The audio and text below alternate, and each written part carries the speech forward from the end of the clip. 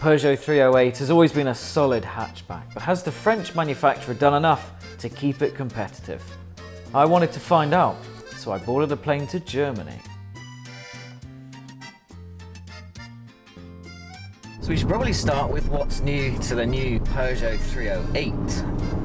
Well, for one thing, you get a 9.7-inch infotainment display, and that has MirrorLink, Apple CarPlay and Android Auto, which means there's a good chance you'll be able to connect your smartphone to your car.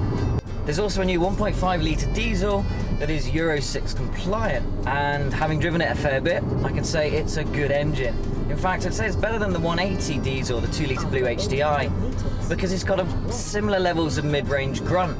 It does flatline quite quickly, whereas the 180 has a lot more top-end poke, but really around town and in traffic, and if you're just driving it like you would a 308 and not a 308 GTI, then it's perfect, and it's cheaper. It also has adaptive cruise control, which speeds the car up and slows it down to keep up with traffic without any input from you. It'll do this between 30 and 130 kilometers per hour. For those worried about diesel emissions, you should know the Blue HDi 130 works quite hard to reduce the nasty gases that come out of the exhaust. It also helps that the emissions on that are sub 100 grams per kilometre. In fact, the lowest of the range now is 82, which as things stand is better than anything else. Even the cleanest 308 petrol engine comes in at 92 grams per kilometre, making it a bit cheaper to tax.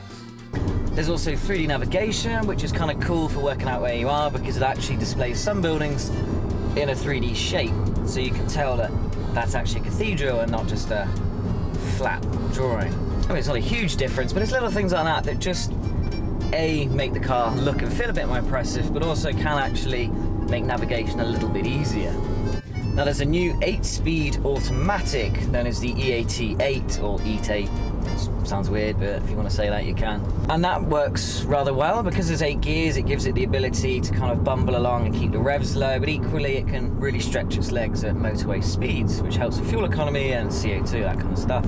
If you're pushing quite hard in sport mode, it can downshift a little bit kind of clunkily, but it's not so much that it really bothers you. It's not quite BMW, Mercedes or Audi smooth, but it's close enough for you to not really care. Then there's a new 6-speed manual, which is rather nice to use. It's got a meaty gear knob on top. Relatively long throw between gears. Not the smoothest, but again, it's fine. You get used to it, you quite enjoy it. I much prefer the manual in this particular car, because I think hatchbacks are just nicer generally, with a more hands-on experience. But either way, if you're willing to pay a bit more for the automatic, I don't think you're going to be disappointed. And perhaps older motorists or lazier motorists will just find it a little bit more comfortable.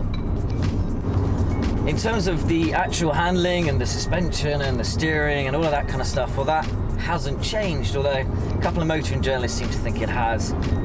I feel like it's the same. But anyway, the point is that it drives nicely. You've got a very small steering wheel and it reacts rather strongly to inputs, which means you have to be quite delicate with this car.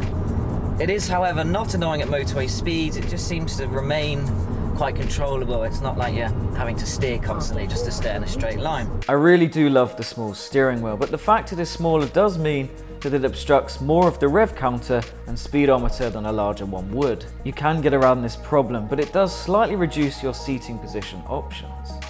The interior itself is also rather nice. It's got lots of angles, it looks kind of sporty, got some nice stitching here and there, and obviously the higher models get a little bit nicer inside. There have also been some aesthetic revisions, and while they're not particularly drastic, they do freshen the car up there, and that's fine. It's a facelift. I'm not expecting them to reinvent the wheel with this particular model, but it looks nice. I think it's a solid design. And if you get something like the coupe front paint jobs or some of their nicer colours, then it does stand out. If you want a bit of attention, I think this car is very good at that. It's good, it feels sturdy, it's very un-French in the sense of the old, everything would fall apart. These days, it's nice and sturdy. Maybe it's time we forget the French car cliches. I'm not quite sold on the slightly awkward bonnet line, but it's not going to keep me up at night. The ride quality is good as well. Absolutely no complaints here. To be fair, the roads in Bavaria, Germany, where we are today, are probably in better condition than our terrible, awful British ones that are craterous as hell. But some of the roads earlier were not the best, and it glides over them without an issue. It's fine. It's probably slightly softer than a sporty Focus, but it's still reassuringly firm for when you want to go a little bit quicker than usual. There are, however, a few downsides that the new 308 still suffers from. For instance, the back seats don't give you the most room. 6 foot around there, it's okay. You'll live. It's a bit like being on a queasy jet flight. Your legs are kind of touching, but it's fine. The blood can still circulate. But there are cars that are better for taller people. I think perhaps the biggest issue with the 308 for me is that having driven the new 3008, I was kind of hoping that they'd go a bit nuts with this. I mean, I can see why they haven't. It still sells well. It's still a good car. Didn't really need to change too much given the fact that it's also good value for money. But the interior of the 3008 is just so cool. You kind of almost want to wait a bit just to see that introduced into other models that fit the kind of car you want. The Ford Focus and VW Golf make a bit more sense, but find yourself a good enough deal and you'll be more than pleased. Now the diesels make the most sense if you do a lot of miles because they're better on fuel. So although they cost more, you're going to recoup that money in fuel bills that you've saved on. But the petrol, including this one, they're more fun. They make a nicer noise. Even the diesel models get a sport mode, which amplifies the engine noise to make the 308 sound sportier. In a diesel car, it just makes no sense. Absolutely no sense. It's horrible. It's like sitting in a really bad video game or something.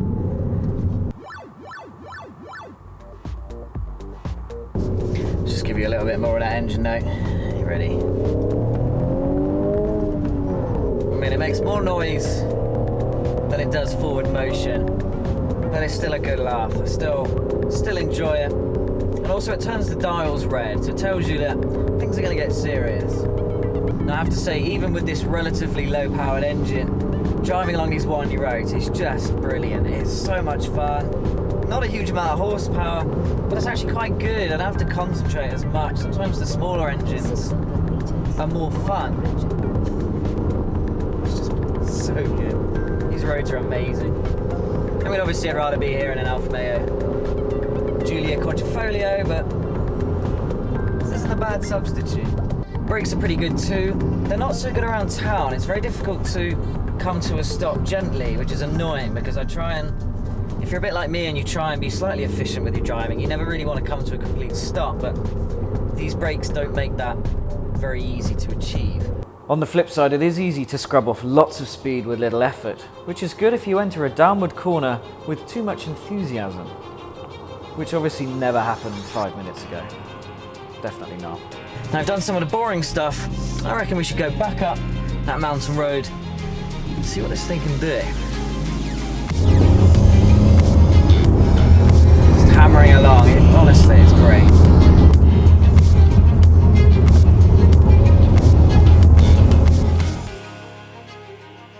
So should you go out and buy the 308 if you want a family-friendly hatchback? Well, The only real problem with the 308 is that as good as it is, I find it kind of hard to pick it above some of the competition. I just think you get a more complete package with the likes of the Ford Focus and VW Golf. But then the difference isn't huge. It really isn't. So if you did go for this car, got yourself a good deal, as I said earlier, I think you would be more than happy.